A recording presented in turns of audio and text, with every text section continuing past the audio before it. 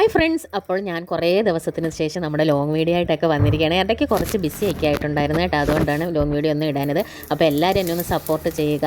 അപ്പം നമുക്ക് ഇന്നാണെങ്കിൽ നല്ല പൂ പോലുള്ള പാലപ്പം എങ്ങനെ ഉണ്ടാക്കുന്നതെന്ന് നോക്കിയാലോ. അപ്പോൾ ഞാൻ ആദ്യമൊക്കെ കുക്കിംഗ് തുടങ്ങിയ സമയത്ത് ഈ അപ്പം ഉണ്ടാക്കി അത്ര ശരിയാകത്തില്ലായിരുന്നു കേട്ടോ. എപ്പോൾ ഉണ്ടാക്കിയാലും കല്ലുപോലെ ആകത്തുള്ളായിരുന്നു. അപ്പോൾ ഇപ്പോൾ അടിപൊളിയായിട്ട് ഇപ്പോൾ എന്ന് പറഞ്ഞാൽ ഒരു വർഷം കൊണ്ട് നല്ല സൂപ്പറായിട്ട് അപ്പം ഉണ്ടാക്കുന്ന റെഡി ആവുന്നുണ്ട്. അപ്പോൾ അതിൻ്റെ റെസിപ്പി ഞാൻ നിങ്ങൾക്കും കൂടെ ഒന്ന് പറഞ്ഞു തരാവേ. ഞാൻ ഇവിടെ ആണെങ്കിൽ 1 ഗ്ലാസ് പച്ചരിയാണ് എടുത്തേക്കുന്നത്. നമുക്ക് ഈ 1 ഗ്ലാസ് പച്ചരി എന്ന് പറയുമ്പോൾ നല്ല ഒരു 200 ഗ്രാം കാണും കേട്ടോ. 200 ഗ്രാം പച്ചരി കാണും. എൻ്റെ ഒരു ഗ്ലാസിൻ്റെ അളവാണ്. നല്ല സോഫ്റ്റായി അപ്പം കഴിക്കാൻ നമുക്ക് കറിയൊന്നും വേണ്ട, അല്ലാതെ തന്നെ കഴിക്കാൻ നല്ല ടേസ്റ്റാണ്. പിന്നെ ബീഫ് കറിയൊക്കെ ഉണ്ടെങ്കിൽ അടിപൊളി കുശാൽ. അപ്പം ഞാനാണെങ്കിൽ ഇവിടെ 1 ഗ്ലാസ്സിൽ പറഞ്ഞതുപോലെ 1 ഗ്ലാസ് പച്ചരിയാണ്, അതായത് 200 ഗ്രാം. അപ്പോൾ നമുക്കിത് നമ്മുടെ വീട്ടിലേക്ക് ഒരു 16-18 അപ്പത്തിനുള്ള ഇതാവും. ഒരു ചെറിയ ഫാമിലിക്ക് അത് മതിയാകും കേട്ടോ. അപ്പോൾ അതിനുള്ള ഒരാണ് ഏകദേശം ഒരു 20. അത് ഞാൻ ഇച്ചിരി വലിപ്പത്തിലാണ് ഉണ്ടാക്കുന്നത്. ഇച്ചിരി ചെറുതായിട്ട് ഉണ്ടാക്കണമെങ്കിൽ ഒരു 20 അപ്പത്തിനുള്ള മാവ് കാണും ഈ ഒരു ഗ്ലാസ് പച്ചരിക്ക്, അതായത് 200 ഗ്രാം പച്ചരിക്ക് കേട്ടോ.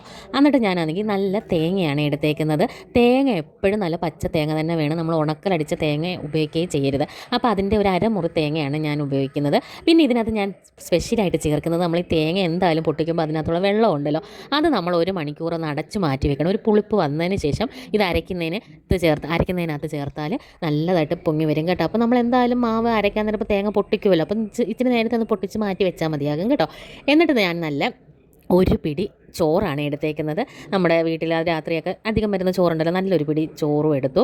പിന്നെ നമ്മൾ ചേർക്കുന്നത് പഞ്ചസാരയാണ്. 1 ടീസ്പൂൺ പഞ്ചസാര ചേർക്കണം. അപ്പോൾ ഈ പഞ്ചസാരയും കൂടെ ചേർക്കുമ്പോൾ നന്നായിട്ട് പുളിച്ചും വരും. നല്ല അപ്പത്തിന് തന്നെ ഒരു മധുരവും, എന്നാൽ ഓവർ മധുരവും അല്ല, നല്ല ടേസ്റ്റും ആയിരിക്കും. പിള്ളേർക്കൊക്കെ ഇഷ്ടപ്പെടും. ഇത് മാത്രം വെച്ചാണ് നമ്മൾ അരച്ചെടുക്കുന്നത്. ചിലരൊക്കെ ഉലുവ ഇടും കേട്ടോ പച്ചരി കുതിർക്കുമ്പോൾ. ഞാൻ ഇതുവരെ അങ്ങനെ ഉലുവ ഇടാറില്ല, പക്ഷേ ഉലുവ ഇട്ടാലും നല്ല ടേസ്റ്റാണ് കേട്ടോ. അപ്പോൾ പിള്ളേർക്കൊന്നും ഉലുവ ഇട്ടാൽ അത്ര ഇഷ്ടപ്പെടത്തില്ല, അതുകൊണ്ടാണ് ഞാൻ ഉലുവ ഇടാത്തത് കേട്ടോ. അപ്പോൾ ഇത് നന്നായിട്ട് നമ്മൾ അരച്ചെടുക്കുക. ഇതൊന്ന് ജാറിനകത്തിട്ട് അരയ്ക്കാനുള്ളതേ ഉള്ളൂ, പക്ഷേ ഇത് പുളിച്ച് പൊങ്ങി വരുമ്പോൾ ഇത് ഡബിളായിട്ട് വരും. അതാണ് ഇതിൻ്റെ പ്രത്യേകത. നമ്മളിതിനകത്ത് ഈസ്റ്റോ വേറെ ഒന്നും ചേർക്കുന്നില്ല. ഇത്രയും സാധനങ്ങൾ മാത്രം ചേർത്താണ് അരയ്ക്കുന്നത്.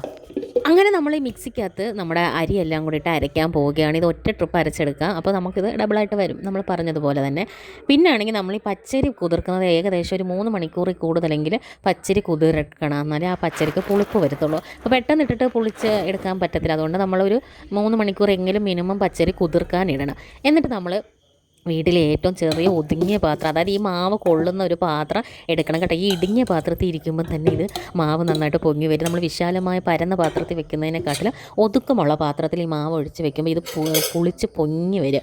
അത് രാവിലെ എണ്ണിക്കുമ്പോൾ കാണുമ്പോൾ തന്നെ നല്ലൊരു ലക്ഷണവും നമുക്കൊരു മനസ്സന്തോഷമാണ്. പണ്ടൊക്കെ ആണെങ്കിൽ അപ്പത്തിനൊക്കെ അരി ഇട്ടിട്ട് എനിക്ക് രാവിലെ ടെൻഷനായിരുന്നു എഴുന്നേക്കും. അങ്ങനെ നമ്മുടെ അപ്പത്തിൻ്റെ മാവ് നന്നായിട്ട് പുളിച്ച് പൊങ്ങി വന്നിട്ടുണ്ട്. ഇതിനകത്ത് ആവശ്യമായുള്ള ഉപ്പും കുറച്ച് സോഡാപ്പൊടി വേണമെങ്കിൽ മാത്രം, അല്ലാതെ തന്നെ ഇത് അപ്പം ചുട്ട് നല്ല മയത്തി വരും കേട്ടോ.